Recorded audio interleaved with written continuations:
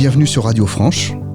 J'ai le plaisir d'accueillir Didier Rochard. Didier Rochard, bonjour. Bonsoir, bonjour. Avant d'aborder le thème de cette émission, Monsieur Rochard, pourriez-vous vous présenter ? Je suis donc père de famille. J'ai fait toute ma carrière, une double carrière si je puis dire. J'ai été dans l'armée, il faut le dire, et puis parallèlement à des études de droit, quand j'étais encore plus jeune, j'ai fait le conservatoire de Paris. Je suis donc violoniste pour la partie culturelle, si je puis dire. J'ai fait une petite partie militaire et j'ai été officier. Et puis, à un moment donné, j'ai pensé peut-être être plus utile avec un violon qu'un fusil. Et je me suis réorienté vers la musique pure et j'ai réintégré l'armée puisque j'ai pu être violoniste dans l'orchestre de la garde républicaine. Mais j'ai eu l'occasion donc de travailler pas mal pour les musiques de cinéma. Mais toujours dans un orchestre naturellement, j'étais pas compositeur, donc pouvoir rencontrer, j'ai fait partie de l'équipe de Cosma pendant un bon moment, et là ça ouvre des perspectives évidemment. Et puis ça permet de voyager beaucoup, car les orchestres français encore aujourd'hui ont une bonne notoriété et par conséquent on est un peu les ambassadeurs de la France, ce qui permet de voir un petit peu tout ce qui se passe à l'étranger dans un cadre très spécifique bien sûr, mais qui est toujours très enrichissant. Soldat et artiste en fait. Oui, on peut dire la même chose. Non, je suis pas sûr que ce soit tout à fait la même chose. Enfin, il y a beaucoup de créativité dans les deux métiers. Voilà. Imaginons qu'il y ait en France un grand bouleversement. Que le régime actuel ait pris la fuite. Il n'y a plus de ministre, il n'y a plus de président. Et on a une nouvelle personne qui arrive au pouvoir. Et vous êtes nommé ministre de la Culture. Ministre de la Culture. Qu'est-ce que vous faites ? Alors, pour le grand bouleversement, c'est un rêve ou c'est une prophétie, j'espère. Ça peut être aussi un cauchemar, ça dépend. Ça peut être un cauchemar.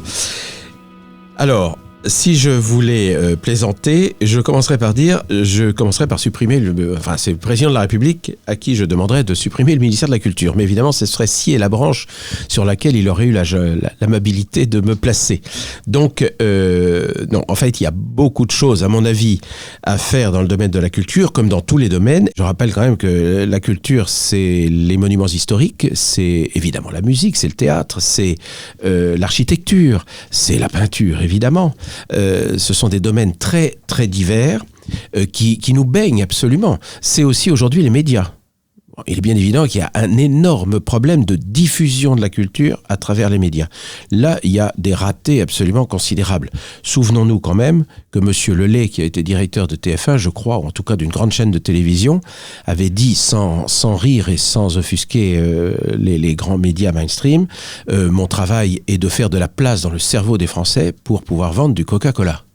À partir du moment où on commence comme ça la définition de la diffusion culturelle, je ne prétends pas que la télévision soit forcément un outil de création, ça peut l'être, mais pas forcément. Mais la diffusion culturelle est capitale aujourd'hui, et par conséquent, là, il y a véritablement un problème. Il y a une reconversion totale de la culture à faire. Lorsque le marché supplante la culture, absolument. En fait. Mais il y a quand même des secteurs où ça fonctionne. Le cinéma, l'industrie du jeu vidéo, etc. Vous avez des vrais artistes et vous avez un modèle économique qui fonctionne.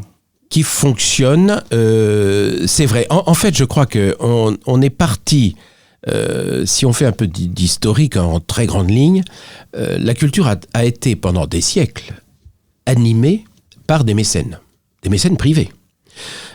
Ça pouvait être des mécènes au plus haut niveau. Le roi a été un promoteur culturel absolument fabuleux. Bon. À travers le mécénat royal de François Ier, instauré par François Ier. Par exemple, voilà. Et puis ça a continué après. Alors le mécénat, ça avait cette qualité, si l'on peut dire, d'avoir d'abord des gens extrêmement cultivés. En ce sens, le mécénat particulier avait cet avantage, si je puis dire, avec ces personnes extrêmement cultivées, on ne créait pas tout. Le danger, c'est l'orientation. C'est de se dire, c'est toujours le cas. Ça je veux et ça je ne veux pas. C'est toujours le cas. C'est un peu moins le cas parce que on manque peut-être aujourd'hui de personnes cultivées, pardonnez-moi d'être sévère, peut-être, si bien que la politique, c'est quand même de créer énormément. En matière musicale, par exemple, pratiquement tous les compositeurs qui sont catalogués dans la bonne partie de la création sont créés. Voilà. Souvent, une fois. On ne rejouera jamais leurs œuvres. Il y a 1000 exemples de créations artistiques, que ce soit picturales, que ce soit musicales, où effectivement, on s'apercevait que les artistes avaient un sens de l'humour tout à fait particulier, qui était parfois très apprécié d'ailleurs du mécène lui-même. Voilà, c'est une façon d'exister aussi, hein, bon, dans les deux sens. On retrouve un peu ça aujourd'hui avec une Anne Hidalgo quand elle prend une œuvre de Jeff Koons qui se moque totalement de ce qu'elle fait. Finalement, est-ce que c'est pas une continuité qu'on peut déplorer, mais oui, parce que là, du coup, c'est plus de l'humour, c'est du mauvais goût, c'est toujours pareil, si vous voulez. Aujourd'hui, la culture est devenue une affaire d'argent. Bon, ça l'a toujours été un peu, on est bien d'accord là-dessus. Mais aujourd'hui, c'est vraiment une affaire d'argent et de sommes absolument considérables. Bon, quand on voit que des peintres de talent qui ont vraiment qui ont une patte, qui ont un œil, qui ont quelque chose, n'arrivent pas à vivre, alors qu'on subventionne à prix d'or le fait d'installer un wagon dans le Petit Palais pour le taguer, et il y a des tags, il y a des arts, des street art aujourd'hui, c'est ce qu'on dit, des arts de rue qui sont remarquables. Hein. C'est vrai qu'il y a de vrais peintres qui apparaissent là-dessus. Mais là, il y a quelque chose à proportion, si vous voulez, de moyens. Et il y a des choses qui sont tout à fait outrancières. Il faut qu'il y ait cette sorte d'harmonie. L'art doit servir à parler à la sensibilité, pas simplement à choquer. Aujourd'hui, on a cette vision un peu scandaleuse, en fait, de l'art. Effectivement, on peut développer, si monsieur Jeff Koons a envie de gonfler ses baudruches, il a parfaitement le droit de le faire. Il s'installe dans un espace qui lui appartient, et puis il met je sais pas comment on peut appeler d'ailleurs, ses gonflages, ses installations dans son truc. Mais aller polluer Versailles avec ce truc-là, je suis plus du tout d'accord. Et alors je voudrais simplement donner une définition de Stanislas Fumet. Voilà. Stanislas Fumet disait « Une œuvre d'art moderne peut-elle être jugée ? Et si oui, comment s'y prendre pour le faire ?» Ça revient à l'oreille, à l'œil du mécène dont je parlais tout à l'heure, et pourquoi pas du directeur de cabinet, ou je ne sais pas qui est l'expert au ministère de la Culture. Aujourd'hui, c'est surtout les collections qui font. Absolument. Alors donc, il continue et il dit comment s'y prendre pour juger de cette œuvre d'art, puisqu'il n'y a plus de critères, ni de règles de jeu, comme autrefois. Réponse, dit-il, pour qu'une œuvre d'art soit justifiée, valorisée, il faut qu'elle donne la garantie de ce que j'appelle l'imprévu nécessaire. Autrement dit, qu'elle soit quelque chose d'original, mais cette création nouvelle doit présenter dans sa structure intrinsèque les mêmes rapports qui faisaient la beauté, la grâce, l'élégance, la force, l'intelligence, la fraîcheur, l'harmonie des œuvres du passé, consacrées par le temps, et enfin, ce qui témoigne d'une chose est accomplie en elle-même, est dégagée du chaos et rayonne d'être ce qu'elle est. Alors nous constatons que les lois de l'œuvre d'art sont immuables, en dépit des paradoxes qu'elles ont à traverser. Alors j'aime beaucoup cette définition de l'imprévu nécessaire. Le nécessaire, c'est la tradition. C'est sur quoi on s'appuie. Il y a eu une époque, il y a eu une sensibilité, une esthétique, et puis celle-ci est vivante, donc elle évolue, enfin, etc. Et puis l'imprévu, c'est la créativité.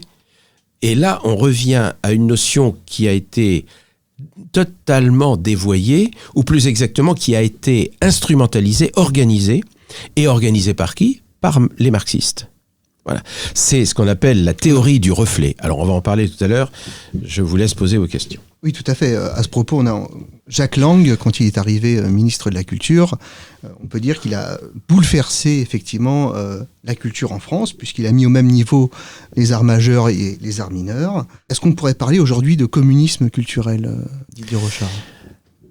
Oui, on peut définir ça de cette façon-là. En tout cas, c'est une théorie qui a été développée à une époque bien marquée, et en particulier, effectivement, par les marxistes, au moment où les marxistes se sont servis de l'art et de la culture en général pour pouvoir asseoir leur pouvoir dit populaire. Bon. Je pense que ça leur a échappé complètement. On sait par exemple ce qu'a été l'art sous Staline, c'était un art qui était totalement contrarié, un art imposé. On rejoue d'ailleurs de temps en temps, on en entend sur quelques radios qui ont encore les enregistrements de ces musiques. En fait, il s'agissait d'imiter les bruits de l'usine. C'était la glorification du staccanovisme, enfin, etc. Bon, est-ce que c'est encore de l'art? Bon, on peut se demander. Bon, sur les affiches. Ça restait figuratif. Il y a eu un certain nombre de... Non, mais ça n'empêche pas les artistes. Mais les artistes étaient un peu obligés. L'artiste qui ne souscrivait pas à cette théorie était rapidement éloigné. Surtout sous Staline. Voilà, exactement. Beaucoup de compositeurs, beaucoup de peintres ont été obligés de s'exiler, d'ailleurs, à cause de ça. À ce propos, en France, et c'est ça la question de fond, finalement, c'est comment mettre aujourd'hui des artistes en avant. Et à propos de l'exil, moi j'en connais des artistes qui sont partis. Quand vous regardez les films aujourd'hui modernes, je parle de Tron, de Batman, etc., ce sont des concepteurs, ce sont des Français qui ont été formés en France, qui font les concept art avec les réalisateurs. Ces gens-là, on n'arrive pas à les retenir. Et est-ce qu'aujourd'hui, on n'aurait pas finalement une certaine idéologie une certaine idéologie sur la culture qui fait que, un petit peu comme à l'époque de l'URSS, finalement, on a des gens qui quittent le pays tout simplement pour pouvoir s'exprimer. Mais je suis tout à fait d'accord. Et là, il faut même remonter plus loin. Il faut remonter à la création du ministère de la Culture, qui a relativement bridé. Alors, tout au début, il y avait encore une certaine diversité, disons, un certain éclectisme dans la recherche, mais n'oublions pas que la culture a été diffusée aux masses, ça c'est assez marxiste comme définition, par André Malraux, premier ministre de la Culture, nommé par le général de Gaulle. Donc, Malraux crée à ce moment-là ce qu'on a appelé les maisons de la culture, qui ont irrigué absolument tout le territoire. Et dans ces maisons de la culture, elles ont été relativement captées par des créateurs, des artistes purement marxistes et idéologiquement marxistes. C'est-à-dire que là, il y a eu effectivement un passage, en quelque sorte, d'un art qu'on peut qualifier, je n'aime pas le terme, qu'on peut qualifier d'art bourgeois si l'on veut. On retombe dans les travers du vocabulaire marxiste, d'ailleurs, je suis désolé. Et puis il y a eu cette marxisation de la culture qui a été éminemment amplifié à travers le temps, parce que les maisons de la culture ont fini pour des raisons, la plupart du temps, des raisons financières. Ils ont été trop vite par rapport à ce que le public était capable de capter.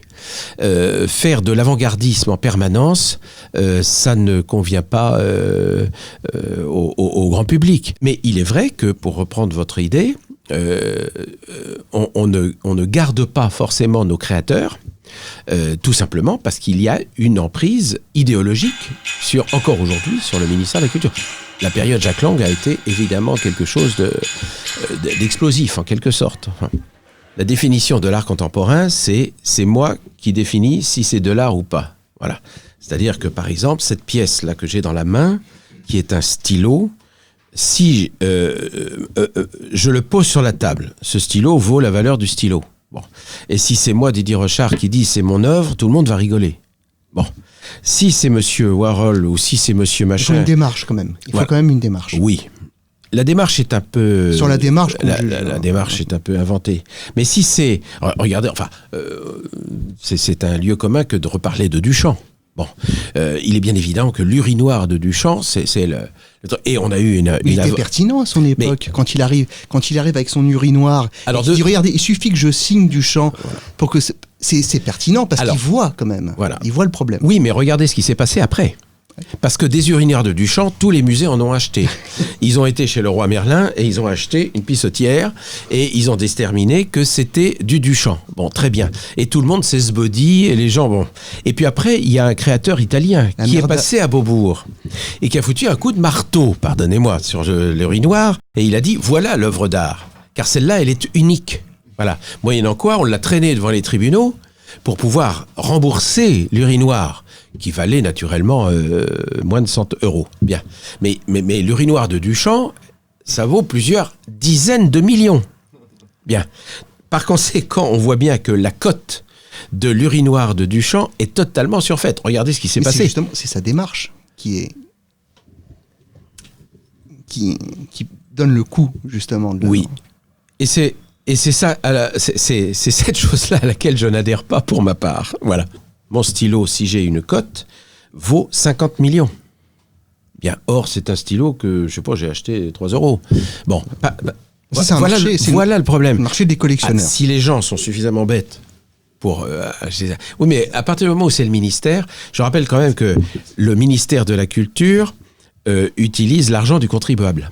Il a donc une responsabilité par rapport aux contribuables. Et j'ajouterais presque au niveau de la culture une responsabilité pédagogique, de façon à retrouver en quelque sorte quelque chose de beaucoup plus harmonieux, de beaucoup plus dans la tradition, mais je dis bien, c'est pas une tradition qui doit être figée. Il s'agit pas de... La continuité. Il y a une continuité. Alors là, pour ça, je citerai, j'aime bien un petit peu situer des gens qui ont bien pensé la question. J'ai une citation, si vous voulez bien, d'Emmanuel Todd. Alors, parce qu'il réfute cette théorie du reflet. On doit admettre contre Lénine et les tenants soviétiques de la théorie du reflet, puisque c'est une théorie marxiste qui a été largement utilisée à cette époque, que l'art ne reflète pas la réalité sociale, mais bien le paysage mental du créateur, et parfois celui des autres membres de l'élite sociale. C'est Emmanuel Todd qui parle, là. L'art officiel tend de plus en plus à vouloir incarner le reflet évolutif du progrès scientifique, bien que se réclamant d'autres valeurs beaucoup plus subjectives. Il devient une sorte d'exercice de foi en l'homme nouveau, d'autant plus arbitraire que ses propositions sont de plus en plus négatives et n'ont pas d'autre loi que la prohibition systématique des règles anciennes. Pourtant, ces règles anciennes, si elles n'étaient pas une panacée infaillible à la création d'un chef-d'œuvre, avaient cependant le mérite fondamental d'éloigner du jardin enchanté les incapables présomptueux et parfois même, il faut bien le dire, aussi les voyous intellectuels. Voilà. Et je trouve que ce texte résume parfaitement la situation, à savoir que nous sommes dans une tradition culturelle, qu'il faut réaffirmer, bien sûr, qu'il faut historiquement réaffirmer. Et puis, il y a pour les génies, pour les créateurs, appuyés en quelque sorte là-dessus, mais sans détachant, il y a ce regard du créateur qui va nous faire incontestablement avancer dans une démarche esthétique qui correspondra plus, sans doute, à notre époque. Voilà. Il y a cette interférence, cette interjection en quelque sorte des deux éléments qui me semblent capitales. Alors comment est-ce que le ministère de la Culture, puisque c'était la question primordiale, comment le ministère de la Culture peut influencer ce genre de travail?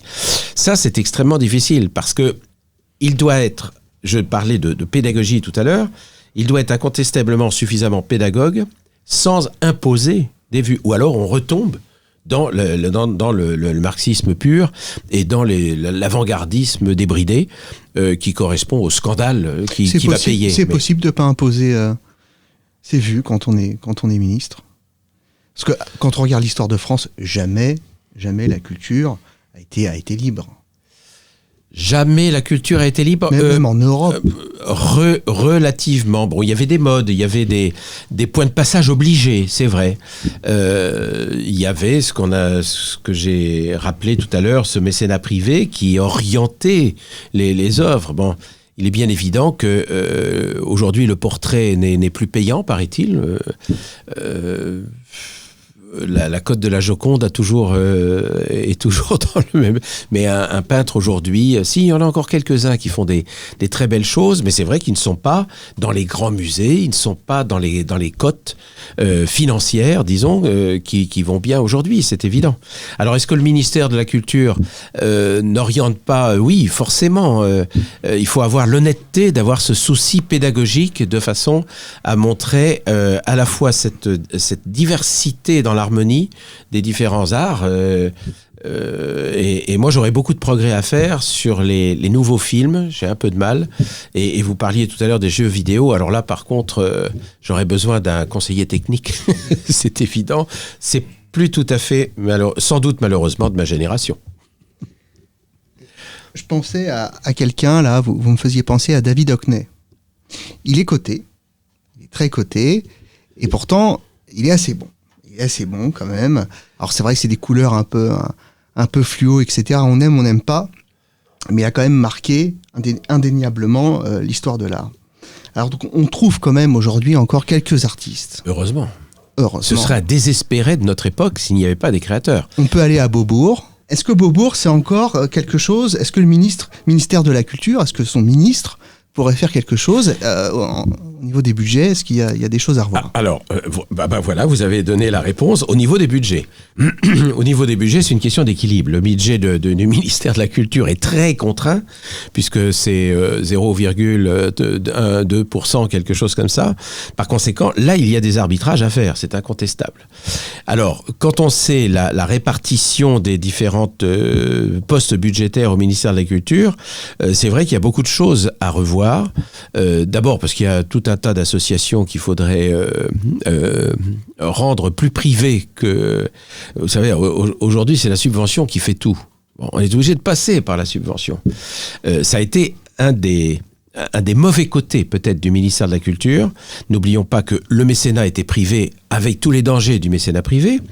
Nous sommes d'accord, mais à partir du moment où on dépend totalement de la subvention pour toute chose, à partir de ce moment-là, c'est le ministère qui décide de tout. Bien. Et alors, en plus, s'il n'y a pas, comme le disait tout à l'heure, les différentes citations que je vous ai données, s'il n'y a plus de regard suffisamment éclairé, s'il n'y a plus d'oreilles suffisamment instruites pour juger des choses, à partir de ce moment-là, on va dépenser des sommes folles, tout subventionné, y compris la médiocrité, y compris des choses que on aurait dû économiser au service d'autres choses. Aujourd'hui, le ministère de la Culture, il faut savoir que c'est d'abord l'Institut de musique contemporaine de Pierre Boulez. Ensuite, je crois que c'est, me semble-t-il, que c'est Beaubourg. Après ça, je crois que c'est l'Opéra de Paris. Et puis alors pour ce qui reste, c'est tout le reste.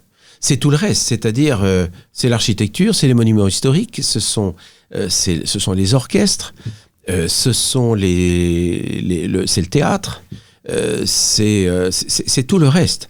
Et avec une petite pochette indépendante, mais qui est quand même subventionnée très largement par le ministère de la Culture, c'est ce que, pour ma part, et je ne suis pas le seul, c'est pas moi qui ai inventé le terme, c'est le business art. Voilà. Auquel cas, le ministère rentre là-dedans de la même façon, souvent pour l'encourager, ce qui est, là encore, à mon avis, ce qui est une erreur. Que ça existe, c'est bon, ça fait partie du marché, peut-être.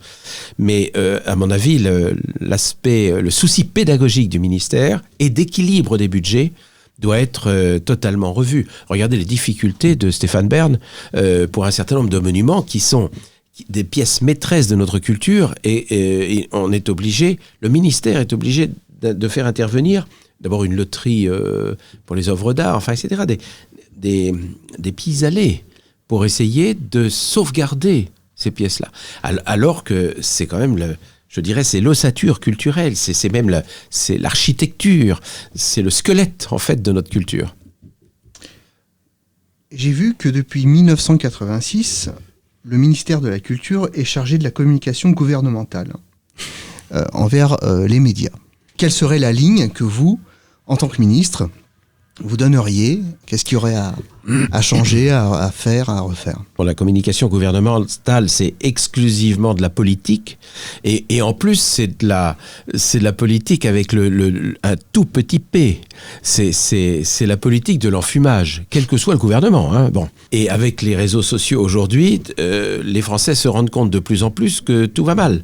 Par conséquent, il y a même là, ici, une dichotomie, un déchirement en quelque sorte entre, c'est ce qu'on a vu sur les carrefours, parce que quelque part on finit par se rendre compte quand même que on est totalement manipulé.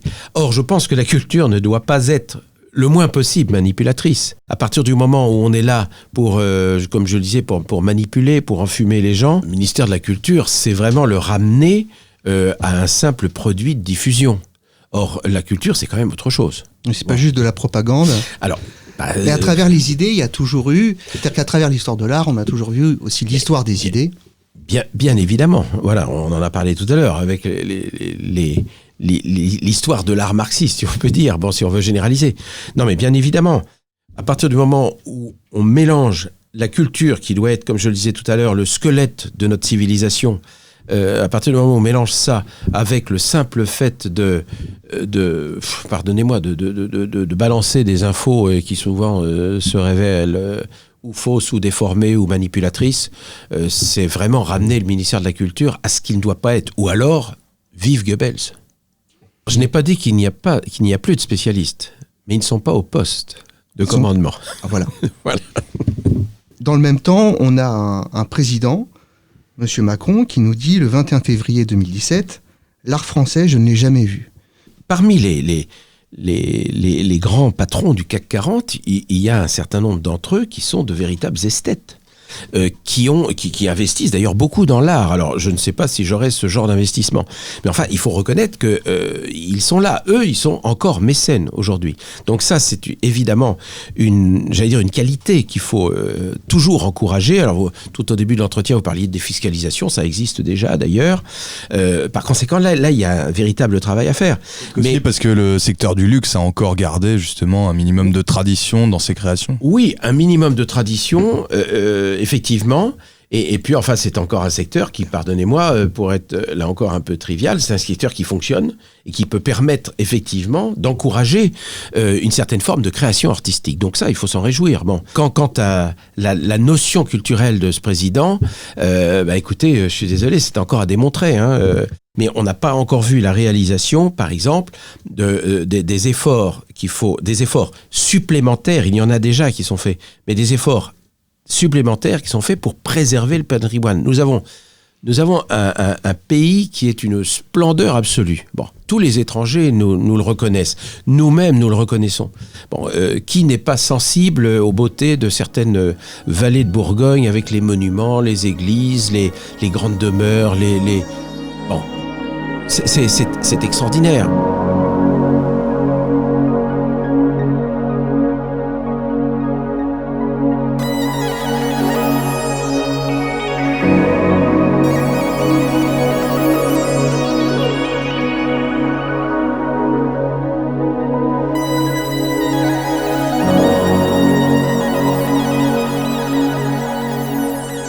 Alors là encore, il y a des équilibres budgétaires, je suis d'accord, il faut garder une partie pour la création, etc.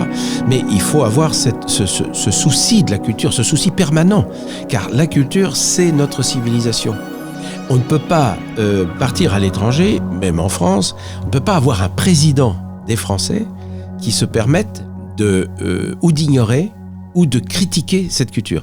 À partir du moment où on commence à déballer l'histoire de France en disant que nous sommes tous des assassins, nous sommes tous des méchants, nous sommes tous des minables, nous n'avons que des défaites, enfin, etc. Mais non. Alors qu'on ne soit pas dans la géographie permanente, je le veux bien, la réalité historique est plus vaste et plus large, mais on a ça s'appelle la transmission. On a un devoir de transmission. Je crois qu'il faut toujours aller vers la culture vivante. Je conseille toujours, dans diverses émissions de radio que j'ai la joie de faire de temps en temps, je conseille toujours pour les gens d'aller au musée, et mieux encore dans les galeries. Le musée est un peu figé. Il y avait un artiste canadien qui jouait beaucoup sur le vocabulaire, sur les mots. Il s'appelait Sol, S-O-L. Il appelait ça les muselés. Bon. Alors, si vous voulez me retrouver, je fais quelques émissions sur Radio Courtoisie, une fois par mois, le mardi midi. Je fais essentiellement sur la musique. Ça s'appelle le Libre Journal des musiciens et de la culture. J'ai fait ça pendant 30 ans. Donc sur Radio Courtoisie, et puis maintenant j'ai une émission un peu plus sur des sujets beaucoup plus généraux, mais on aborde la culture naturellement aussi sur Radio Liberté. Très bien, merci Didier Rochat.